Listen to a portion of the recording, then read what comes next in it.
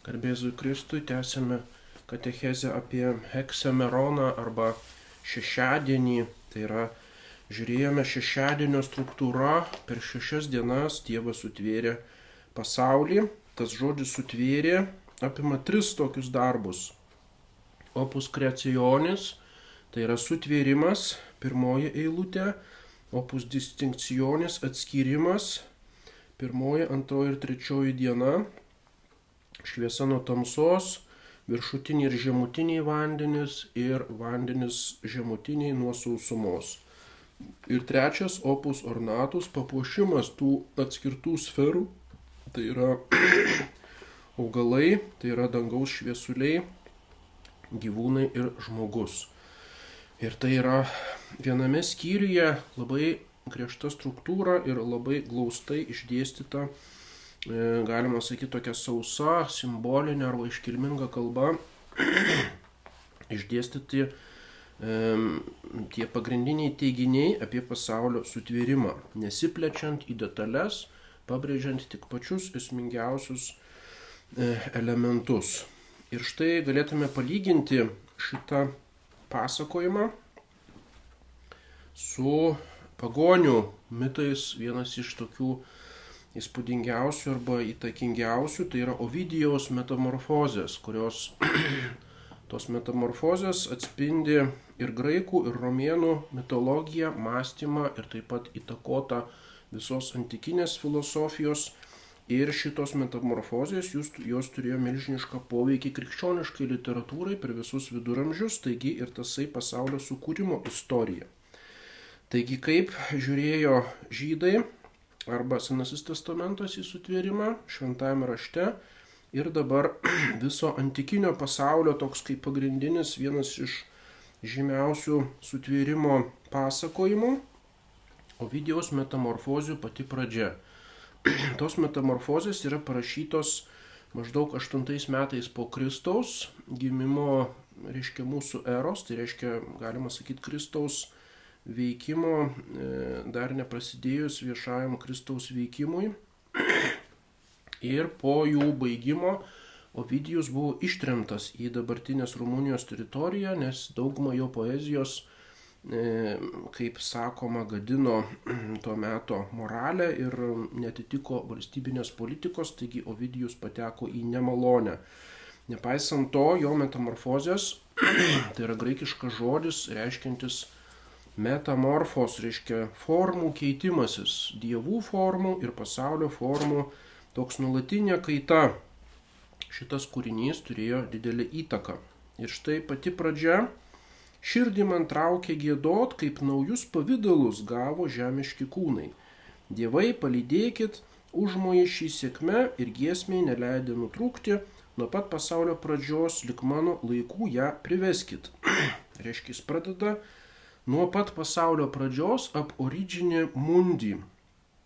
Ir visas tas pasaulis tai yra in nova mutatas formas corpora, reiškia naujos mutacijų formų, kūnų formų mutacijos. Reiškia, tai jau yra filosofinis toksai požiūris, tačiau jisai jį jungia su Hesiodo mitologija. Kaip žinome, Hesiodo teogonija tai yra ne tiek apie pasaulio pradžią, kosmogoniją, bet apie dievų pradžią. Kaip iš chaoso atsirado Gaja, tai yra žemė, iš Gajos atsirado Uranos, tai reiškia dangus ir taip toliau. Ir gali kilti klausimas, ar Ovidijus žinojo Senojo testamento istoriją ir apie tai neteko kažkiek gilintis, ar buvo tokios studijos, bet kai kurios vietos iš šito metamorfozių tiesiog sukrečiančiai primena biblinį pasakojimą ir gali būti, kad tai yra toksai pabandymas iš nuogirdų girdėto žydų pasakojimo apie pasaulio pradžią sujungti jį su Hesiodo graikišku pasakojimu. Galima taip vertinti. Tačiau Ovidijus naudoja tokius terminus, apie kuriuos negirdėti nėra šventajame rašte, jie visiškai nebibliniai terminai, būtent ta formų mutacija, mutatas forma corporum, forma, reiškia tas graikiškas žodis, paskui jis kalba apie natūrą, gamta arba prigimtis, chaos, tasai terminas chaoso yra iš Hesijodo teogonijos, tai yra graikiškas terminas, molės, masė, inercija, daiktų pradai, arches reiškia daiktų kaip sėklos, iš kurių jungdamėsi randasi įvairūs daiktai, paskui 4 elementai, iš kurių viskas jungiasi, žemė, vanduo, ugnis ir oras. Nieko panašaus nerandame nei šitame Seno testamento kūrimo pasakojime, nei visoje hebrajiškoje Biblijoje. Reiškia, tie terminai yra paimti iš graikų mąstymo. Ir štai tokie keli skirtumai. Pagal Bibliją visą pasaulį sukūrė monoteistinis Dievas. Pradžioje Dievas Elohim kūrė. Net nereikia jokio paaiškinimo, kas tas Dievas tiesiog yra, jis yra akivaizdus, jis yra žinomas pasaulio kūrėjas, jis yra vienas, amžinas, be jokios pradžios ir jisai viską kūrė, tai yra jo asmeninis, be jokių pagalbininkų kūrimo darbas. Ovidijaus metamorfozėse šito aiškumo nėra. Jisai vienoje vietoje kalba apie pasaulio kūrėją, mundi fabrikator. Bet kitose vietose sako, Dievas arba prakilnesnė būtis šią kovą sustabdė, reiškia Dievas et melior natūra. Dievas ir geresnė gamta. Ir tas žodelis et. Tai dabar ar tas pats Dievas yra ta geresnė gamta, tai tada būtų Dievo sutapatinimas su gamta kažkoks panteizmas. Ar yra kaip du veikėjai, Dievas tveria ir ta geresnė gamta arba nesugadinta gamta pati kažkaip tai irgi kūrė. Čia mums primena Spinozos, reiškia, panteistinė filosofija, Deus sive natūra, reiškia Dievas arba gamta. Reiškia, Spinoza tapatina praktiškai Dievą ir gamtą. Tai čia jokio aiškumo pas Ovidijų esminėme klausime, kasgi vis dėlto, kuris iš tų mitologinių dievų sutvėrė, jis nesako, kad tai Dzeusas, jis nesako, kad tai Uranas ar Kronas ar kuris nors kitas dievas, tiesiog nežino jis to. Ir tai užtemdo, užmuilina tokiais poetiniais posakiais tą savo nežinojimą, kas vis dėlto sukūrė pasaulį. Tai yra esminis klausimas. Ovidijus apie tai plačiai rašo, bet jis nežino to, reiškia, jis kalba apie kažkokį sukūrimą, bet nežino, kas tas kūrėjas. Tai matom, kokią bedugnę skiria pagonių mąstymą nuo švento rašto. Paskui Biblijoje yra tikras kūrimas, bara, Dievas tveria iš nieko, jisai sukuria tos daiktus iš tuštumos, be jokio prieš tai buvusio substrato. O pas Ovidijų tai yra tik tai formavimas, reiškia. Jis apie tai nerašo, bet atrodo, kad buvęs chaosas yra tokia pirminė materija, kuri yra amžina ir Dievas ją tik tai sukuria, duoda formą. Toliau Biblijos pasakojimas turi aiškią struktūrą, tai yra 6 dienos, yra labai aiški tvarka, o pas Ovidijų nėra apibrieštų etapų, nėra tokios chronologijos. Galima tuo paaiškinti, kad Ovidijaus tekstas yra poetinis, skirtingai nuo biblinio teksto, ir jis tiesiog gražia poetinė forma dėsto. Tačiau šita tvarka Ovidijaus dėstoma irgi šiek tiek primena biblinį pasakojimą. Kalbama apie atskyrimą jūros nuo žemės, kalbama apie žemės sutvarkymą, reiškia vandenų atskyrimą nuo sausumos, kalbama apie orą. Ir paskui staiga tik tai 70 eilutė liepė dievams ir žvaigždėms padangių plotos gyventi. Reiškia, žvaigždės vėlgi atsiranda tik tai po žemės visos sferos jau sutvarkymo. Panašiai kaip biblinėme, tik tai 4 dieną šviesuliai atsiranda. Čia yra labai įdomus atitikimas. Ir paskui šventas raštas labai detaliai aprašo gyvūnų, atskirų kategorijas gyvūnų atskyrimą, o pas Ovidijų šito nėra, jis visai nesigilina beveik į gyvūniją, tik tai trumpai, žemė sava žvėrims, o paukščių plasnojimui oras, ir jau paskui perina prie žmogaus. Taigi viena vertus panašumas yra, kita vertus yra tam tikri skirtumai. Toliau biblinėme tekste visiškai nieko nekalbama apie žemės arba dangaus formą. Ir atrodo, kad žemė suprantama kaip plokščia ir dangus virš jo yra plokščias. Nes taip iš tikrųjų ir yra, žvelgiant iš žmogaus taško.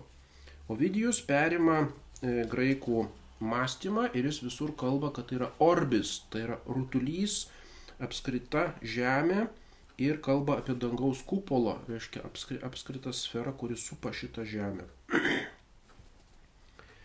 Ir būtent Biblijoje žmogų sukūrė pats Dievas kaip paskutinį iš darbų, o pas Ovidijų nėra to aiškumo. Jis rašo, kad galbūt sukūrė Dievas, o galbūt sukūrė Prometėjas. Prometėjas yra vienas iš graikų dievybių, Helėnų, reiškia graikų kaip tautos pradininkas Prometėjas. Reiškia tik toks užuomina į mitą, bet nėra jokios detalizacijos. Reiškia, Ovidijui visiškai neaišku, nei kas sukūrė pasaulį, suformavo iš materijos, nei kas sukūrė žmogų. Tai yra tam tikras pripažinimas savo nežinojimo. Ir štai Biblijoje žmogus yra tas, kuris valdo žemę. Daugkitės, užvaldykite žemę ir paskui valdykite gyvūnus. Dievas veda gyvūnus ir žmogus yra taip tas, kuris valdo kosmosą. Pas Ovidijų žmogus yra tas, kuris žvelgia į žvaigždes. Tai yra įdomu. Atrodo, kad šiek tiek labiau dvasinga tokia samprata pas Ovidijų. Reiškia žmogus tas, kuris pakelia savo veidą nuo žemiškų dalykų ir žvelgia į žvaigždes, o žvaigždės jisai tapatina su dievais. Reiškia žmogus kaip animal religiozus, kaip religinė būtybė, kuriai skirta pakelti savo žvilgsnį į aukščiausius dalykus, į dvasinius ir dieviškus dalykus, ir tuo jisai skiriasi nuo gyvūnų. Prieš sukūrimą dangaus, kuris gaubia žemynus ir jūrą, rašo Ovidijus, veidą vienodą gamta visame pasaulyje turėjo, jį chaosu vadino. Tai medžiagos masė belytė, didelė ir sunki krūva susimaišiusių sėklų, turinčių jungtis vėliau į visokių pavydalų daiktus. Reiškia, jisai kalba apie natūrą, gamtą, tokios savokos nėra šventajame rašte. Ir kalba apie chaosą. Chaosas pas Hesiodą tai yra tokia dievybė arba iš didžiosios raidės kaip asmuo chaosas. O pas Ovidijų chaosas jau yra iš mažosios raidės, tai yra medžiagos belytė masė. Didelė ir sunki krūva susimaišiusių sėklų. Reiškia, tai yra samprata, kad yra tam tikros semina sėklos, tokios daiktų pradai, iš kurių paskui kaip iš sėklų auga visi dalykai. Nors žemė seniai ir jūra buvo ir oras, žemė tačiau negalėjo stovėti, nei marėmis plaukti, orui stigo šviesos ir niekas formos neturėjo. Tas chaosas tai yra kaip visa ko susimaišymas ir būtent tamsa. Nėra šviesos ir paskui tik atsiranda šviesa. Mums šitai primena Biblija. Pradmenys kliudė vieni kitiems, nes šalti su karštaisiais grūmėsi kūne vienam, drėgniai spaudė sausuosius. Reiškia, nėra harmonijos tarp keturių elementų, būtent graikų filosofijos elementų. Chaosas tai kai nėra šviesos, nėra formų ir nėra harmonijos tarp elementų. Ar tai atitinka biblinį pasakojimą? Taip, nėra šviesos, tai yra tam tikra tamsa ir Dievas tarė fiat lux. Bet paskui nėra formų. Reiškia, šventajame rašte nėra šito skyrimo aiškiai į formą ir materiją, kad yra materija, kuriai suteikiamos formos. Iš karto kalbama apie iš karto daiktų sukūrimą. Žinoma, filosofija tai patvirtina, heliomorfizmas, kad visi daiktai sudaryti iš materijos ir formos, bet tai nėra biblinio apreiškimo dalis. Materija ir forma atsiranda tik tai žmogaus sutvėrime, kada sakoma, kad žmogaus kūnas yra sulipdytas iš žemės dulkių, o siela įkvėpta Dievo. Tai yra tik tai vienintelis toks atvejis, kada aiškiai matoma biblinėme tekste skyrimas materijos ir formos. Tačiau visi kiti gyvūnai, augalai, dangaus kūnai, visa tai kalbama apie pačių kūnų sukūrimą. Nesakoma, kad iš pradžių buvo kažkokia materija, o paskui iš tos materijos formuojama. Tai yra visai kita logika biblinio teksto ir klasikinio mąstymo. Ir žinoma, apie 4 elementus taip pat nieko nėra kalbos. Dievas arba prakilnesnė būtis šią kovą sustabdė, sausžemę nuo dangaus, o jūrą nuo žemės atrėžė, apšydyt. Tai primena mums opus separationis, reiškia atskiriama vienos kosmoso sritis nuo kitų ir įvedama santarvė tarp jų. Tai yra veikimas to, ką būtent Ovidijus sako, vadina Deus et melior natura, Dievas ir geresnė gamta, kas tai bebūtų, paslaptingas žodis. Ir nuo tirštųjų miglų atskyrė žydrą į dangų, viską apraizgęs iš krūvos aklosius išėmęs, atskiras davė sritis ir santarvės saitai susiejo. Konkordija, santarvė tarp atskirų sričių.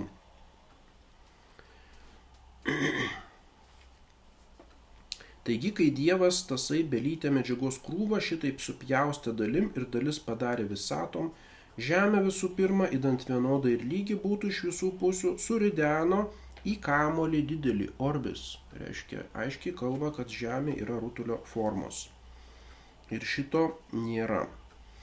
Taigi, kai Dievas tasai belytę medžiagos krūvą, quis fuit ille deorum lotiniškai, kas bebūtų iš dievų, reiškia, jis nežino, kas buvo tas Dievas tvėrėjas, kažkuris tai iš dievų, reiškia, surideno šitą kamolį. Tuosyk paleido upes ir liepė vėjams greitiesiems pūsti pakilus ir skriet link žemės krantų tolimiausių. Ežerus davė, be to šaltinius, ir taip toliau, reiškia vandenų ir sausumos skyrimas. Eilės tvarka labai mums primena šventąjį raštą.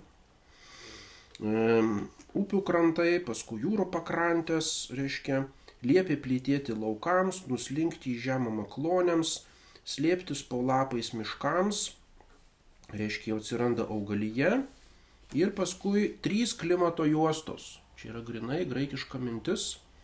Ta vidurinė tarp jų gyventi netinka dėl karščių, dengia sniegyną jų 2, tarp šių 2 porų įsirėžęs leidoms jos būti nuosaikioms, primaišęs šalčio į liepsną.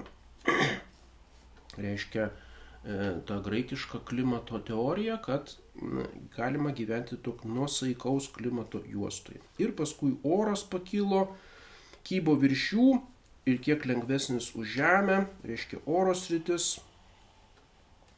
Ir virš jų visų viršui patalpino eterį vaiskų, kurs nei svarumo niekiek, nei nuosėdų žemės neturi. Reiškia, virš oro sferos dar yra eterio sfera, tai yra tipiškai graikiška sąvoka. Kai šiom aiškiom ribom atitverti jau pabaigė viską, tuosyk padangiai plačioj pradėjo žvaigždės mirgėti, buvęs prislėgtos lig šiol belytės medžiagos svorio. Reiškia, buvo ne medžiagos svorio, kaip yra vertimas, bet aklos tamsybės, kalydžinė čeka. Reiškia, vėl pabrėžiama tamsa, kuri neleido prasišviesti arba matyti toms žvaigždėms. Taigi ir čia žvaigždės arba šviesuliai jau po viso žemės sutvarkymo ir atmosferos sutvarkymo. Betgi nebuvo lig šiol dar padaro jokio tauresnio apdovanoto proto, kurs viską valdyti pajėgtų, gimė žmogus. Gal jį iš dieviškos sėklos išugdė tuosyk visatos kūrėjas, pradžio tobulesnio pasaulio, ar gal žemė jauna tebe saugojo dangiškas sėklas, davusi jas neseniai iš eterio savo gimtainio. Ja tad Jepeto sūnus, tai yra Prometėjas, su lietaus vandenim sumaišytas, sužeidė pagal dievų visatos valdovų paveikslą. Tai yra įspūdingos eilutės. Reiškia, vėlgi Ovidijui visiškai neaišku, kas sutvėrė žmogų. Galbūt visatos kūrėjas opifex rerum, reiškia, pats nulipdė žmogų, iš dieviškos sėklos išugdė. Reiškia, žmogus yra kilnus, nes jis turi savyje tam tikrą dievišką pradą arba semin, reiškia dievo divino seminė fečit. O galbūt iš eterio savo gimtainio jį padarė Jepeto sūnus, tai reiškia Prometėjas, reiškia tam tikra žemesnė dievybė. ir jį sužeidė pagal dievų visatos valdovo paveikslą. Finxit in effigiam deorum. Tai tiesiog nuostabiai primena mums, kad Dievas sutvėrė žmogų pagal savo paveikslą. Tiesiog vos ne pažodžiui Ovidijus atkartoja tą pagrindinę biblinę antropologinę mintį, kad žmogus sutvertas pagal Dievo paveikslą su visomis pasiekmėmis. Reiškia, sužiedė finxit, tai yra irgi tas žodis fingerė, nulipdė arba kaip puodą nužiedė, tai irgi primena biblinę kalbą, kad žmogaus kūnas iš žemės dulkių arba iš molio sulipdytas. Kai gyvuliai kiti žemėn žvelgia į žemę, veidą pakeltą aukštyn jis davė žmogui. Tuo skiriasi žmogus nuo gyvūno, esminis skirtumas, kad jis žvelgia aukštyn į dangų, į žvaigždes. Reiškia, žmogus yra iš dievų sėklų ir pagal dievų paveikslą ir todėl jis natūraliai ilgisi to dangaus, stačias stataus kūno pavydalo, jis žvelgia į savo tėvynę, į dangų. Tai yra labai gilus, tikrai toks pamąstymas apie žmogų. Ir jisai, žinoma, visiškai skiriasi nuo biblinio aprašymo. Ir paskui Ovidijus kalba apie 4 pasaulio amžius. Pirmasis tai yra aukso amžius, kuris šiek tiek primena rojų. Reiškia, po pirmojo Biblijos skyriaus eina antras, kur jau kalbama apie rojų. Ir čia dabar Ovidijus kalba apie aureją etas, aukso amžių. O vėliau yra Tvano istorija, kuri irgi labai primena biblinę istoriją pas Ovidijų. Tas Tvanas yra siųstas Dzeuso ir iš jo išsigelbsti tik tai teisieji ir pamaldus Deukalijonas ir Pyra, nors Ovidijus nieko nekalba apie arką, reiškia, nėra tokio dalyko. Ir netgi vienoje eilutėje pas Ovidijų yra žodis ararat lotyniškai. Ir tada kiti sako, aha, čia yra kaip pradžios knygoje 8 skyrius 3 eilutė Araratas, Ararato kalnas, ant kurio nusileido arka, bet pas Ovidijų tas žodis ararat reiškia arė, kur upė nuper ararat, kur anksčiau arė. Tai yra tokia labai neįprasta forma. Ararat reiškia senovinė lotynų kalba, bet tai nieko bendro neturi su araratu. Taigi Ovidijaus tikrai verta paskaityti tą poetinį kūrinį, palyginti jį su biblinė istorija. Ir matome, teologiniu požiūriu viršenybė Biblijos tai yra nepalyginama, nes esminė idėja tai yra, kad vienas Dievas viską sutvėrė. Pratęsime kitoje paskaitoje.